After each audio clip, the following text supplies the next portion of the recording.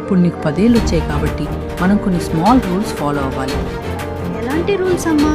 మొదటిది, నువ్వు ఏడవటం వల్ల అన్నీ సాల్వ్ కావు. ఏదైనా ప్రాబ్లం ఉంటే క్లియర్గా చెప్పాలి, ఏడ్చి సాధించకూడదు. That is called communication. రెండవది, నీ హోంవర్క్ నువ్వే చేసుకోవాలి, వేరే వాళ్ళ మీద డిపెండ్ అవ్వకూడదు. నీకేమైనా డౌట్స్ వస్తే హెల్ప్ అడగాలి. That is independence.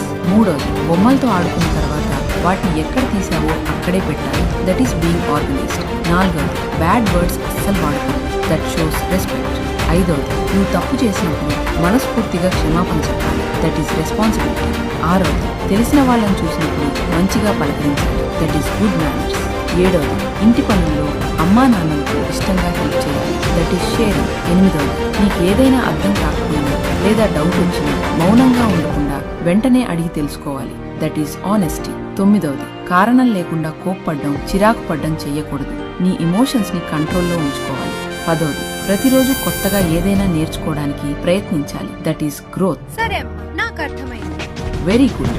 ఇవాళ ఈ రూల్స్ స్ట్రిక్ట్ గా అనిపించొచ్చు, కానీ రేపు మీ పిల్లల భవిష్యత్తుకు ఇవి చాలా అవసరం. బాల్యంలో నేర్పే క్రమశిక్షణే జీవితంలో బలంగా మారుతుంది. ఈ చిన్న పాఠాలు గొప్ప జీవితాలను తీర్చిదిద్దగలవు. ఈ మెసేజ్ ని పిల్లలను పెంచుతున్న